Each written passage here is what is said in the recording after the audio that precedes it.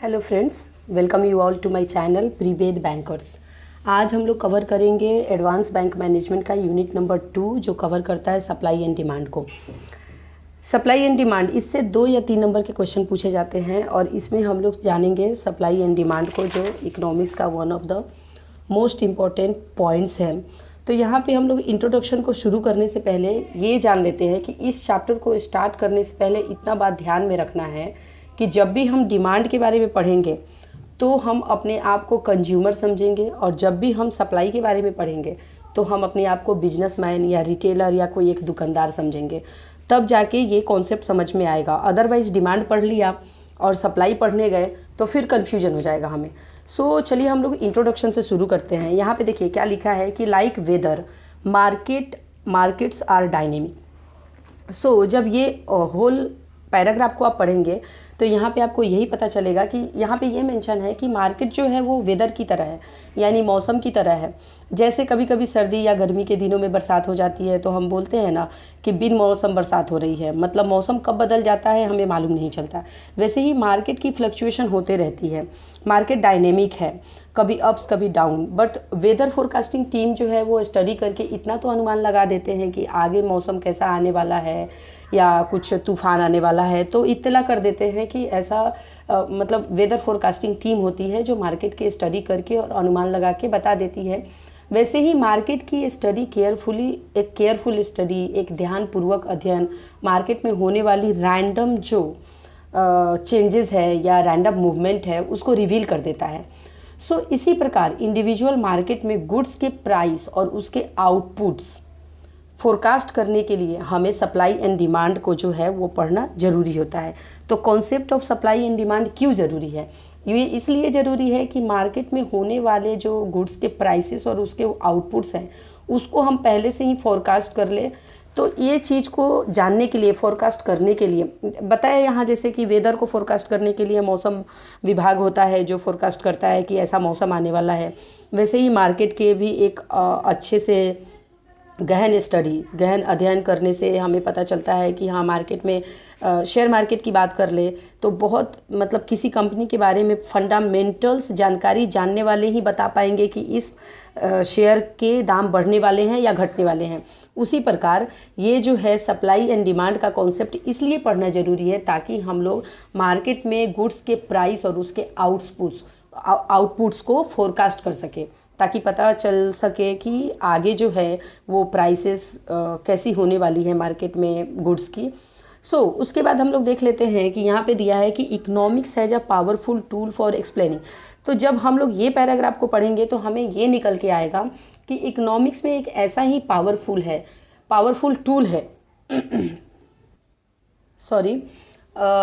Economics में एक ऐसा ही पावरफुल टूल है जो इकोनॉमिक इन्वायरमेंट में ऐसे चेंजेस को एक्सप्लेन करता है और जिसे हम theory of supply and demand के नाम से जानते हैं। यहाँ पे देख लीजिए कि ये theory of demand and supply, तो ये 2 पर्सपेक्टिव से होता है। ये थियरी 2 पर्सपेक्टिव को बताता है। एक होता है कि कंज्यूमर प्रेफरेंस को बताता है और दूसरा बताता है बिजनेस कॉस्ट को। तो जो थियरी है, this theory shows how consumer preference determine demand for commodity. जो कंज्यूमर प्रेफरेंस है वो बताता है कि कमोडिटी का या गुड्स का डिमांड क्या होगा, और जबकि while business cost determine the supply of commodity, जबकि जो बिजनेस कॉस्ट है वो डिटरमाइन करता है कि गुड्स कितना सप्लाई होगा या कमोडिटी कितना सप्लाई होगा। ठीक है, तो यहाँ पे ये बात ध्यान में रखना है कि कंज्यूमर पर्सपेक्टिव से हम डिमांड देखते हैं और बिजनेस पर्सपेक्टिव से सप्लाई देखा जाता है। यही चीज़ हम लोग इसमें पढ़ने को मिलेगा हमें। यहाँ पे एक एग्जाम्पल दिया है कि the price of petrol occurred. यहाँ पे पेट्रोल का प्राइस 2 ही रीजन से बढ़ा है। या तो हो सकता है कि पेट्रोल का डिमांड बहुत बढ़ गया है, या हो सकता है कि जो क्रूड ऑयल है जो दूसरे कंट्री से इंपोर्ट होती है अपने कंट्री में, उसकी सप्लाई कम हो गई है। ये दोनों डिपेंड कर सकता है कि पेट्रोल की प्राइस क्यों बढ़ी है। इसके बाद ये दिया है कि the same is true for every market. और ये सिर्फ पेट्रोल के केस में नहीं है, सारे मार्केट के केस में है। जैसे कि फूड ले लीजिए या डायमंड ले लीजिए या लैंड ले लीजिए। लैंड के केस में भी आप अगर सपोज करिए कि कोई एक एरिया है जो एरिया बहुत पीसफुल है और उसका डिमांड मार्केट में बहुत ज़्यादा है, सब लोग सोचते हैं कि चलो उसी एरिया पे हम अपना एक लैंड खरीद लेते हैं, तो फिर वो लैंड का भी डिमांड ज़्यादा बढ़ जाएगा और एरिया तो उतना ही है, लेकिन जब लोगों की डिमांड बढ़ने लगेगी तो प्राइस भी उसके हिसाब से बढ़ना चालू हो जाएगा। So change in supply and demand, change in demand and supply drive change in output and price. So ये जो change in demand and supply जो है, यही जो है वो ड्राइव करता है कि उसका प्राइस या आउटपुट उसका क्या आएगा। इसका मतलब समझ रहे हैं कि अगर डिमांड बढ़ गया, ये एक एरिया है, सपोज करिए कि नवी मुंबई है, तो नवी मुंबई एरिया में सब लोग चाहेंगे कि मुंबई से सब लोग चाहेंगे कि चलो नवी मुंबई में ही जाते हैं, बहुत शांत है, बहुत अच्छा इलाका है। सो अगर लोग उधर से इधर की तरफ आना चालू हो गए तो डिमांड बढ़ गया, मतलब आउटपुट उसका क्या हुआ, उसका डिमांड बढ़ गया और चीज़ें उतनी ही हैं, लैंड उतना ही है, तो उसका सप्लाई तो ज़्यादा नहीं हो सकता है, तो प्राइस इंक्रीज हो जाता है। ठीक है, सो यही इसका रिलेशन बता रहा है। उसके बाद हम लोग देख लेते हैं नेक्स्ट कि the demand schedule. Demand schedule जो है वो कैसे काम करता है, तो यहाँ पे both common sense and careful scientific observation shows that the demand amount of commodity people by depend on it's price. मतलब एक बहुत ही अच्छा साइंटिफिक ऑब्जर्वेशन, केयरफुल स्टडी ये बताता है कि कोमोडिटी का प्राइस जो है वही डिपेंड करता है उसके डिमांड पे। मतलब अगर प्राइस कम है तो वो चीज़ों की डिमांड बढ़ जाएगी, प्राइस ज़्यादा है तो वो चीज़ों की डिमांड कम हो जाएगी। सो ये डिमांड कर्व जो है वो कोमोडिटी के प्राइस और क्वांटिटी परचेज के बीच के रिलेशनशिप को शो करता है। मतलब कि अगर प्राइस ज़्यादा है तो सामान हम सब जो है वो सामान, प्राइस ज़्यादा है तो कम खरीदेंगे ओबियसली, और अगर प्राइस कम है तो हम ज़्यादा खरीदते हैं कि चलो कम प्राइस में मिल रहा है तो ज़्यादा खरीदते हैं।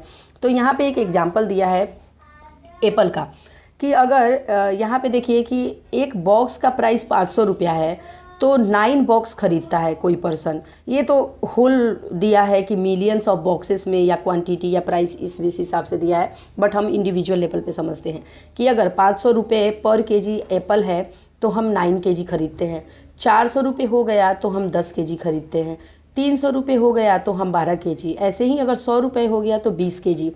मतलब कि जैसे जैसे प्राइस कम होते जा रही है हमारी डिमांड बढ़ते जा रही है, हम ज़्यादा उस चीज़ों को खरीद रहे हैं। सो ये चार्ट जो है ये रिफ्लेक्ट करता है कि volume of quantity demanded at different price of the commodity, अलग अलग प्राइस ऑफ द कोमोडिटी पे डिमांड जो है वो कैसे इंक्रीज होता है। इसके बाद हम लोग यहाँ पे डिमांड कर्व के बारे में जानते हैं। और ये डिमांड, ये जो हमने पढ़ा अभी डिमांड शेड्यूल, इसमें ये डिमांड शेड्यूल जो होता है वो प्राइस एंड क्वांटिटी का इन्वर्स रिलेशनशिप होता है। इन्वर्स रिलेशनशिप का मतलब क्या होता है कि अपोजिट रिलेशनशिप। सो हम लोग जो है अब डिमांड कर्व के बारे में जान लेते हैं। सो यहाँ पे यह डिमांड शेड्यूल, मतलब हमने अभी डिमांड शेड्यूल पढ़ा और उसी के बेसिस पर हम डिमांड कर्व ड्रॉ करते हैं। आगे हम लोग देखेंगे डिमांड कर्व कैसे ड्रॉ करते हैं यहाँ पे। सो ये डिमांड कर्व जो है, इसका मतलब है कि डिमांड कर्व जो है वो डिमांड शेड्यूल का ग्राफिकल रिप्रेजेंटेशन होता है। यहाँ पे demand the graphical representation of demand schedule is called demand curve. मतलब कि डिमांड कर्व जो है वो डिमांड शेड्यूल का ग्राफिकल रिप्रेजेंटेशन होता है। और इसको जब पढ़ेंगे तो कुछ पॉइंट सामने आएगा। पहला तो ये होगा कि quantity and price is inversely related to each other. Inversely का मतलब अपोजिट होता है, मतलब प्राइस बढ़ेगा तो डिमांड भी बढ़ेगी, अगर प्राइस बढ़ेगा तो इस केस में डिमांड घट जाएगी, डिमांड जो है वो घट जाएगी, और प्राइस अगर घटेगा तो डिमांड जो है वो बढ़ जाएगी। तो इन्वर्स रिलेशन है, अपोजिट रिलेशन है। प्राइस बढ़ रहा है तो डिमांड कम हो रहा है। यहाँ पे हमने देखा ना कि प्राइस बढ़ रहा है तो डिमांड कम है, प्राइस कम हुआ तो डिमांड बढ़ गया। तो यही चीज़ यहाँ पे बताया है।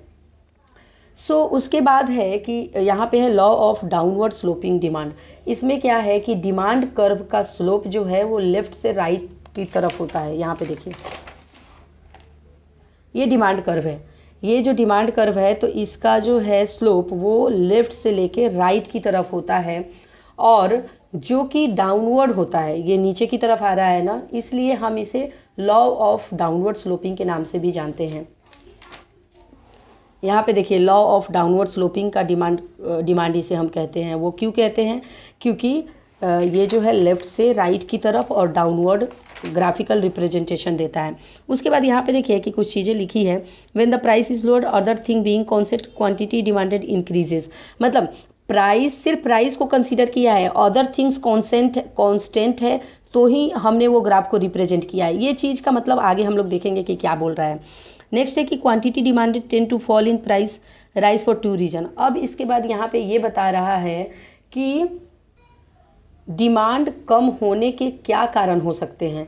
तो डिमांड कम होने के 2 कारण होता है, एक तो होता है सब्स्टिट्यूशन इफेक्ट और दूसरा होता है इनकम इफेक्ट। यहाँ पे देख लीजिए सब्स्टिट्यूशन इफेक्ट और दूसरा होता है इनकम इफेक्ट। तो first is substitution effect. For instant when the price of a particular good rise I will substitute other similar goods. अगर एक चीज़ का प्राइस बढ़ जाता है, मतलब मटन है, मटन का प्राइस बढ़ जाता है तो उसका सब्स्टिट्यूट मतलब चिकन खाना चालू कर देते हैं, है ना।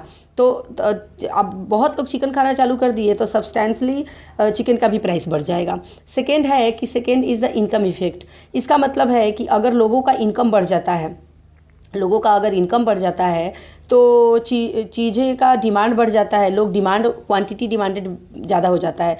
मतलब चलो हाफ केजी में जो चीज़ों से काम चल जा रहा था, अगर आपकी इनकम बढ़ गई तो आप सोचेंगे कि क्यों कमी करें खाने में, खाने की चीज़ें चलो 1 केजी लाते हैं, इसमें क्या है। तो इसका मतलब इन 2 इफेक्ट होता है, पहला होता है सब्स्टिट्यूशन इफेक्ट और दूसरा होता है इनकम इफेक्ट। उसके बाद यहाँ पे एक चीज़ है कि मार्केट डिमांड। सो ये क्या होता है। इंडिविजुअल डिमांड के बाद हम लोग मार्केट डिमांड के बारे में जानते हैं कि मार्केट डिमांड जो है वो होता क्या है, कहलाता क्या है। मार्केट डिमांड कर्व, जब सारे इंडिविजुअल के डिमांड को एग्रीगेट कर दिया जाता है, जब सबको ऐड कर दिया जाता है एक साथ, तो वो मार्केट डिमांड कर्व कहलाता है। यहाँ पे देखिए कि market demand curve is found by adding together the quantities demanded by all individual at each price. सारे इंडिविजुअल के ईच प्राइस का जो क्वांटिटी डिमांडेड है सबको ऐड कर देंगे तो वो क्या कहलाता है, मार्केट डिमांड कर्व। एग्जाम में आए तो ये चीज़ ध्यान में रखिए कि मार्केट डिमांड कर्व जो है aggregate of all individuals demand curve को हम कहते हैं। और ये आपने देख लिया ये ग्राफ के बारे में। ये ग्राफ जो है हमने जो पिछला ये जो चार्ट देखा था कि एप्पल का क्वांटिटी और प्राइस में जो रिलेशनशिप है उसको बताता है। तो सबसे पहले 500 था तो 9 हमने लिया था, 9 केजी लिया था। फिर 400 हुआ तो हमने 10 केजी लिया। 300 हुआ तो हमने उसके बाद बढ़ा के कितना कर लिया था, 12 केजी। फिर उसके बाद 15 केजी, फिर 20 केजी।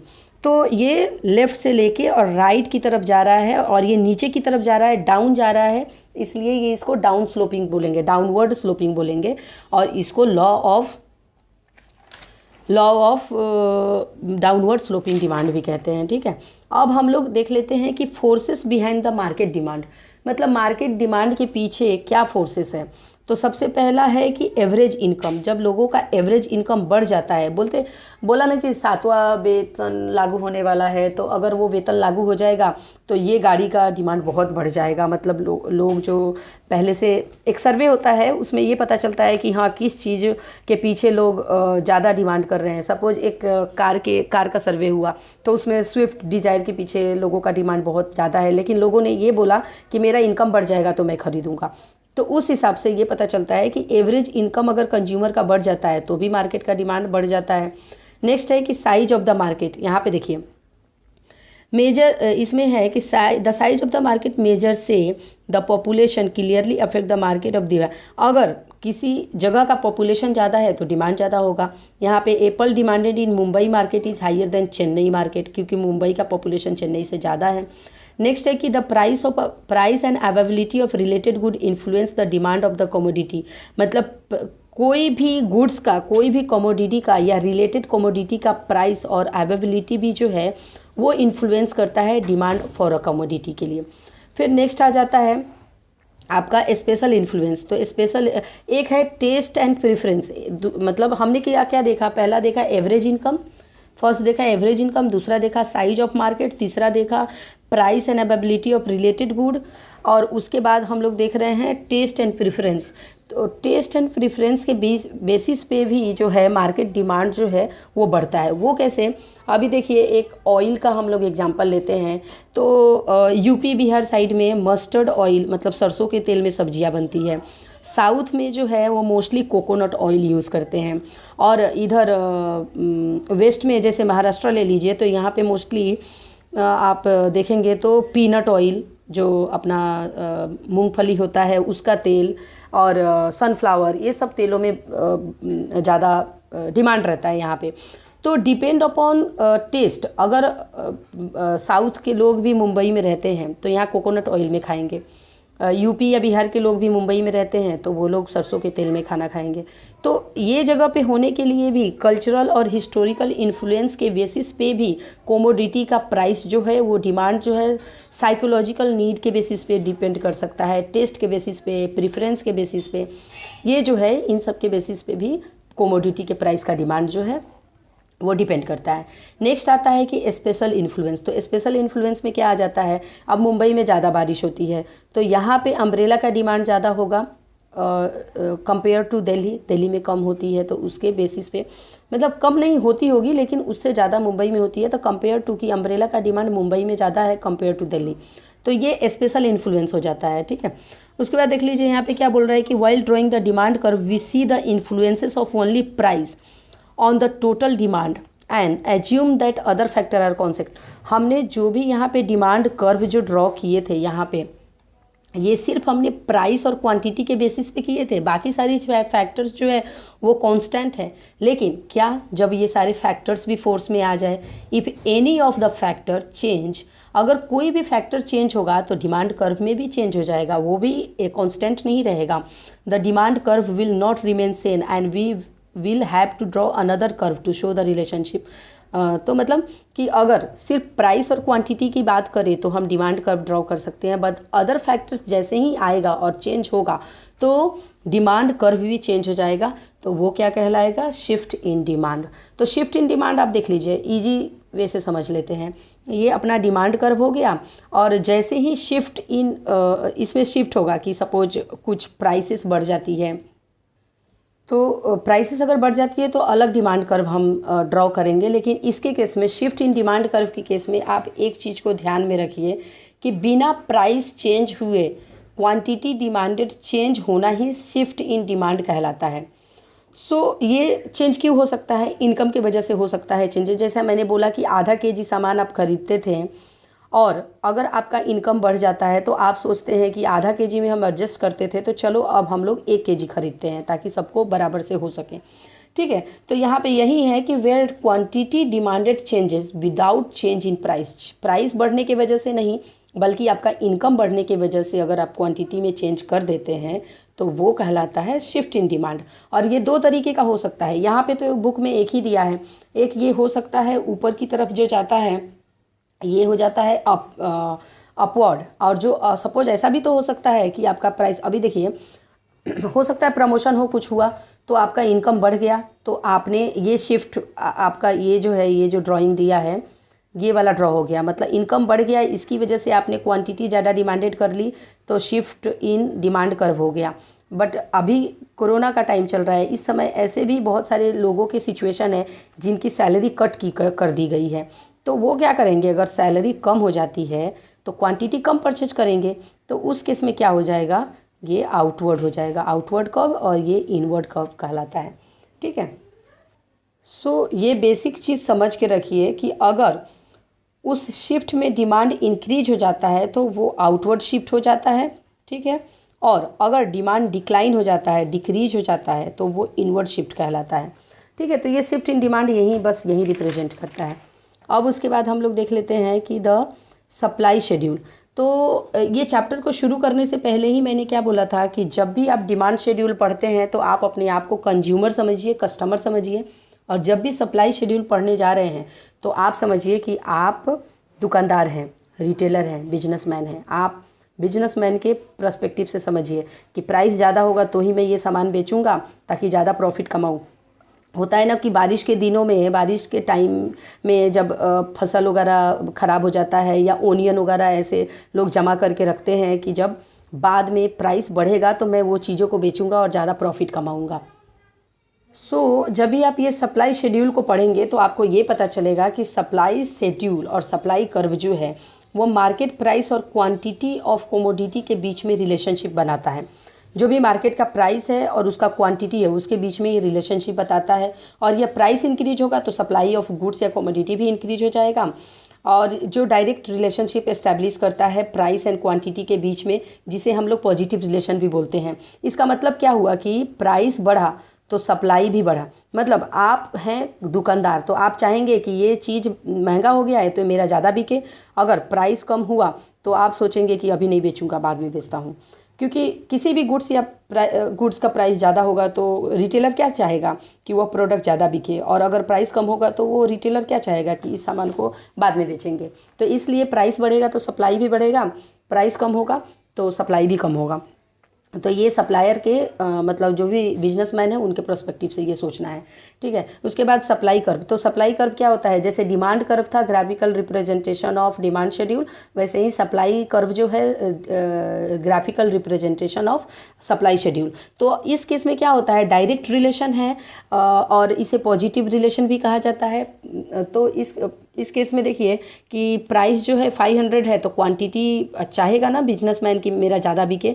400 है तो वो चाहेगा कि ठीक है उससे थोड़ा कम। 300 है, 100 रुपये है तो जीरो हो गया है। तो इसको कैसे ड्रॉ किया जाता है, यहाँ पे देखिए 100 है तो जीरो, फिर उसके बाद 200 है तो 7 पे, फिर 300 अगर प्राइस है तो क्वांटिटी 12 बॉक्सेस गए, फिर 400 प्राइस हो गया तो उसका क्वांटिटी 16 हो गया। और सबसे महंगा जब 500 रुपये बिक रहे थे तो उस समय सबसे ज़्यादा 18 क्वांटिटी बेचे उस दुकानदार ने। तो इस हिसाब से ये जो हो जाता है, डिमांड के केस में हमने देखा था डाउनवर्ड जा रहा था, इसके केस में जो होता है ये अपवर्ड स्लोप चला जाता है। तो ये अपवर्ड स्लोपिंग कहलाएगा। डिमांड के केस में डाउनवर्ड स्लोपिंग हो रहा था, इसके केस में अपवर्ड स्लोपिंग कहलाएगा, ठीक है। अब उसके बाद देख लेते हैं कि forces behind the market supply. Market supply के पीछे जो है वो क्या फोर्सेस है उसके पीछे, उसके बारे में जानते हैं। मार्केट सप्लाई के पीछे जो फोर्सेस है, पहला है कॉस्ट ऑफ प्रोडक्शन। अगर कॉस्ट ऑफ प्रोडक्शन कम होगा तो सप्लाई ज़्यादा हो सकता है। मतलब 1 लाख रुपए में, अगर ये सपोज ये पेन का एग्जांपल लेते हैं कि 1 लाख रुपए एक दुकानदार के पास है और एक मैन्युफैक्चरर के पास है और उस पेन को मैन्युफैक्चर करना चाहता है, तो 1 लाख रुपए में सपोज उसने 10,000 पेन बना दी। तो 10,000 पेन बना दी तो उस हिसाब से मतलब उसके पास कैसे है कि प्रोडक्शन जो है वो डिपेंड करता है कॉस्ट पे, सप्लाई जो है डिपेंड करता है कॉस्ट पे, कि अगर प्रोडक्शन कॉस्ट अगर कम है तो सप्लाई ज़्यादा कर पाएगा, और अगर प्रोडक्शन कॉस्ट ही ज़्यादा है तो ये अगर दूसरा पार्कर पेन बनाने के लिए दे दिया 1 लाख रुपए दिए, तो उस केस में क्या हो गया कि 200 पेन ही बन के तैयार हुई, तो सप्लाई कम हो जाएगा ना, 200 पेन आएगा। जबकि ये पेन बनाने के लिए दिया गया तो 1 लाख में 10,000 पेन भी बन के आ सकता है। तो कॉस्ट ऑफ प्रोडक्शन हो जाता है। वो कॉस्ट ऑफ प्रोडक्शन अगर कम रहा तो सप्लाई ज़्यादा रहेगी, कॉस्ट ऑफ प्रोडक्शन हाई रहा तो सप्लाई कम हो जाएगी, वो प्रोडक्ट की सप्लाई कम हो जाएगी। नेक्स्ट है कि production cost are primarily determined by the price of input and technological advances. मतलब प्राइस ऑफ इनपुट और टेक्नोलॉजिकल एडवांसेस के ऊपर भी जो है प्रोडक्शन कॉस्ट जो है वो डिटरमाइन किया जाता है। जैसे सच एज लेबर हो गया, एनर्जी हो गया, मशीनरी हो गया। बहुत अच्छा तरीके का हाई क्वालिटी का आर्टिफिशियल इंटेलिजेंस वाला मशीन आ गया है तो हो सकता है उससे बहुत ज़्यादा आउटपुट अच्छा निकल के आए। और टेक्नोलॉजी बहुत पुराना है, 80s के ज़माने का है, तो ओबियसली उससे कम आउटपुट निकल के आएगा। तो ये भी एक फैक्टर है, उसके पीछे फोर्सेस है। देन नेक्स्ट यहाँ पे देख लीजिए टेक्नोलॉजिकल एडवांसमेंट्स। वही मैंने बोला कि टेक्नोलॉजिकल एडवांसमेंट है तो सप्लाई फिर ज़्यादा हो जाता है। फिर उसके बाद है कि but production cost are not only factor that affect the total supply, supply is also influence by the price of related good. सिर्फ प्रोडक्शन कॉस्ट जो है वही फैक्टर नहीं है, बल्कि प्राइस ऑफ रिलेटेड गुड, मतलब सामने वाला रिलेटेड गुड भी जो है वो भी सप्लाई को ये इन्फ्लुएंस करता है। If the price of one production substitute rise the supply of another substitute will decrease. अगर एक का प्रोडक्शन सब्सिट्यूट का राइज हो जाता है प्राइस तो दूसरे का ऑटोमेटिकली डिक्रीज हो जाता है। फिर नेक्स्ट है कि गवर्नमेंट पॉलिसी से भी इन्फ्लुएंस होते हैं। जैसे अगर पहले था कि सर्विस टैक्स वगैरह लगता था और अभी जो है GST लगता है, तो मतलब टैक्सेस में बदलाव कर दिया गवर्नमेंट ने, तो उसके हिसाब से भी सप्लाई पे अफेक्ट पड़ जाता है। अगर गवर्नमेंट ने मिनिमम वेजेस, मतलब एक वेजेस रहता है ना कि 7 तारीख के पहले कैसे था कि लोग अपना आराम से अपने एम्प्लॉय को पैसा देते थे कि ठीक है क्रेडिट पे सामान बेच दिया, 10 तारीख को आने वाला है, 15 तारीख को एम्प्लॉय को पे करेंगे। लेकिन गवर्नमेंट ने रूल लगाया कि मिनिमम इतना वेज देना है और हर महीने के 7 तारीख तक सबको वेज मिल जाना चाहिए। तो फिर अभी आपके पास पैसे हो ना हो, आपको कर्ज पे लेना होगा, लेकिन आपको ये गवर्नमेंट के रूल्स को पालन करना पड़ेगा, तो वो भी इम्पैक्ट करता है सप्लाई को। तो अभी वेज पे करेंगे कि आप चीज़ों को प्रोड्यूस करेंगे। फिर हो जाता है finally special factor. Special factor क्या होता है कि weather expert are important influence for farming and agro industry. The computer industry have been marked by the keen spirit of innovation, which has led to the continuous flow of newer product. Market structure will affect the supply and the expectation about the future prices often have an important impact on upon the supplization. अभी देखिए special factor क्या होता है। Special factor का मतलब हो गया कि जैसे कंप्यूटर इंडस्ट्री के केस में इनोवेशन डे टू डे होते रहते हैं, तो पुराने इनोवेशन से किए गए चीज़ें की सप्लाई हो रही है, तो वो अफेक्ट कर सकता है कि अब नया इनोवेशन आया, पुराने का कोई पूछ नहीं रहा है, तो वो एक स्पेशल फैक्टर हो जाता है। अब उसके बाद देखिए शिफ्ट इन सप्लाई। जैसा हमने देखा था डिमांड, शिफ्ट इन डिमांड, वैसे ही हम लोग देख लेते हैं शिफ्ट इन सप्लाई। तो शिफ्ट इन सप्लाई के केस में क्या हो जाता है, इसके भी कुछ इम्पैक्ट है, मतलब कुछ ऐसा फैक्टर्स है जो इम्पैक्ट करता है जिससे कि शिफ्ट इन सप्लाई जो है वो ड्रॉ होती है। तो यहाँ पे हम लोगों ने सप्लाई का कर्व देखा था कि वो अपवर्ड डायरेक्शन में जाता है, ऊपर की तरफ जाता है। तो यहाँ पे शिफ्ट कब होता है, शिफ्ट इन सप्लाई के केस में भी जैसे हमने डिमांड के केस में देखा था ना कि प्राइस और क्वांटिटी के बेसिस पे हमने ड्रॉ किया था, तो यहाँ भी प्राइस और क्वांटिटी के बेस पे एक जो है ये लाइन ड्रॉ हुआ है अपवर्ड स्लोपिंग।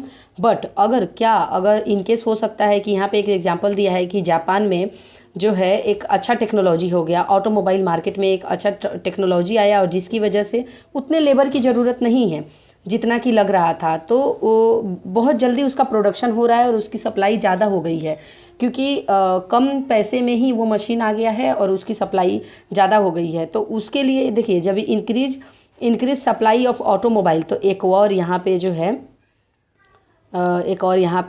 जो ये लाइन ड्रॉ की गई है इनवर्ड स्लोपिंग, तो ये शिफ्ट इन सप्लाई को रिप्रेजेंट करता है। नेक्स्ट हम लोग देख लेंगे equilibrium of supply and demand.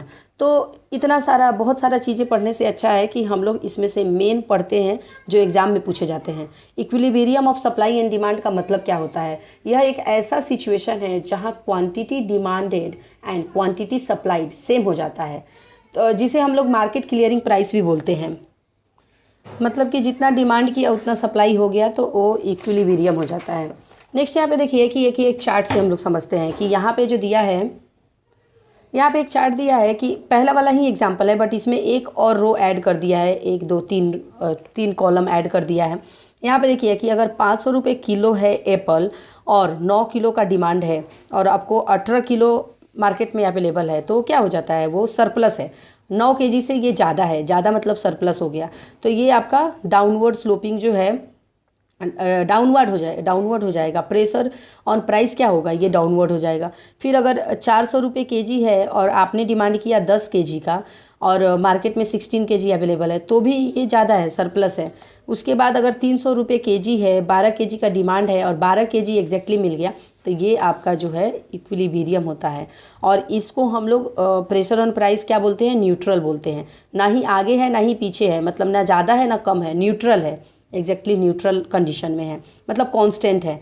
तो उसके बाद देखिए 200 रुपये केजी है और 15 केजी डिमांडेड है लेकिन मार्केट में 7 केजी ही है, तो यहाँ पे शॉर्टेज हो जाता है और इसे हम जब ड्रॉ करेंगे तो ये अपवर्ड में जाएगा। वैसे ही अगर 100 रुपये केजी है और 20 किलो का डिमांड है और मार्केट में है ही नहीं बिल्कुल, तो उस केस में भी शॉर्टेज कहलाएगा। ये एक दिखाया गया था एग्जाम्पल से कि कैसे इक्विलिब्रियम के एग्जाम्पल के लिए यहाँ पे बताया गया था। उसके बाद यहाँ पे देखिए कि the equilibrium price is also called the market clearing price, जो ऑलरेडी मैंने बोला आपको। एग्जाम में ये क्वेश्चन पूछ लिया जाता है कि इक्विलिब्रियम प्राइस को क्या कहा जाता है। This denote that the all supply and demand order are filled, the books are cleared और order and demanders and supplier are satisfied. मतलब जितना ज़रूरत है उतना हो गया, पे कर मतलब मिल गया, तो सब लोग सेटिस्फाइड है।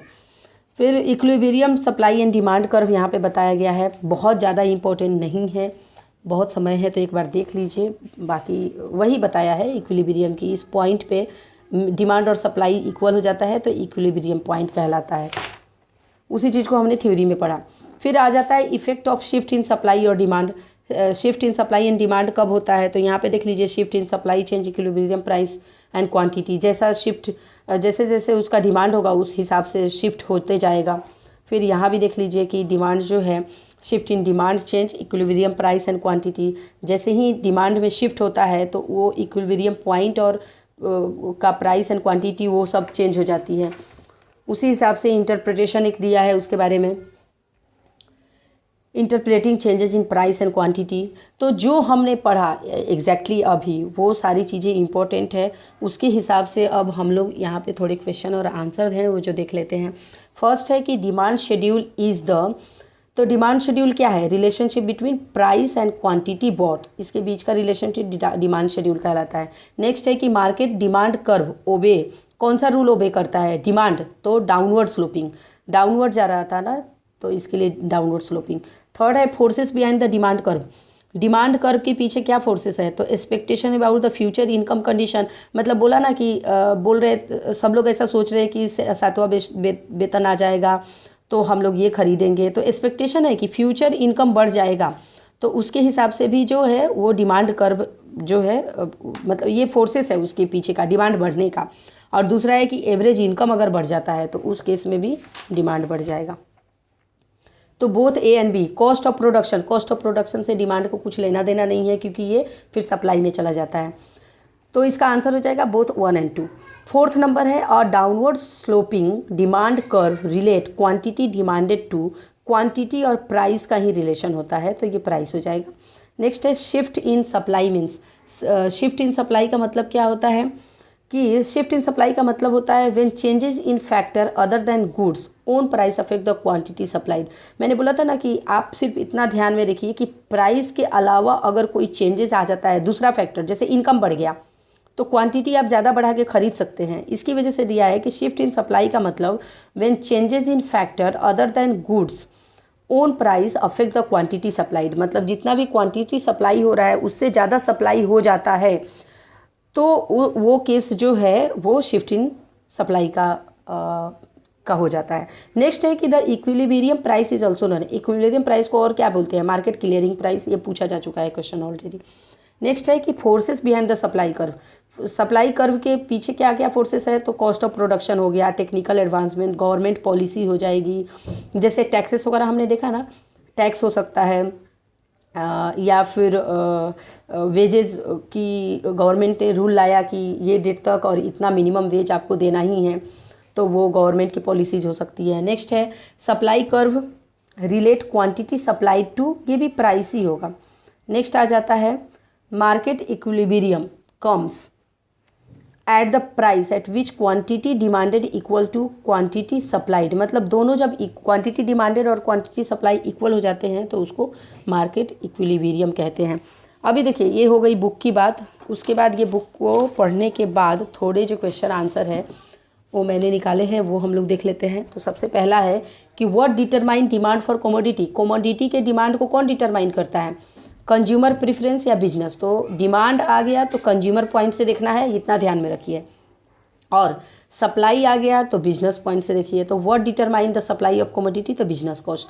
नेक्स्ट आ जाता है कि the term shift in supply stand for which of the following, shift in supply जो है the term shift in supply stand for which of the following किस पे डिपेंड करता है, तो when change in supply is due to factor other than price, और when the change in goods own price affect the quantity supplied, तो नहीं, अगर change in supply is due to factor other than price, price के अलावा अगर कुछ factor की वजह से चेंजेस आता है तो वो शिफ्ट इन सप्लाई कहलाता है, तो ए हो जाएगा।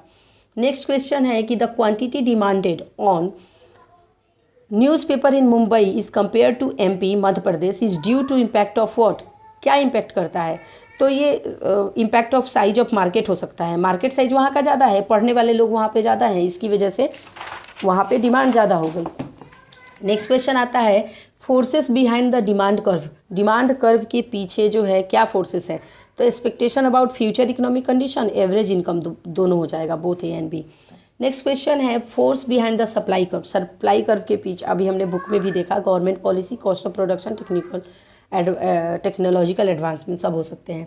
नेक्स्ट क्वेश्चन है कि how market demand curve is constructed, market demand curve market demand curve कब कैसे कंस्ट्रक्ट होता है, जब इंडिविजुअल के सारे डिमांड कर्व को एग्रीगेट कर दिया जाता है, ऐड कर दिया जाता है, तो मार्केट डिमांड कर्व कंस्ट्रक्ट हो जाता है। तो when demand curve of individual aggregated then market demand curve constructed. ठीक है, ये भी इंपॉर्टेंट है। नेक्स्ट आ जाता है demand for umbrella is more in Mumbai than in Delhi, example of which influence. कौन सा इन्फ्लुएंस है, स्पेशल है ना, कि बारिश जो है वो मुंबई में ज़्यादा होती है, इसके लिए डिमांड यहाँ पे ज़्यादा होगा, तो ये स्पेशल इन्फ्लुएंस है। So thank you so much for watching this video. Next video में हम लोग जो है वो देखेंगे money supply and inflation. Thank you so much for watching this video.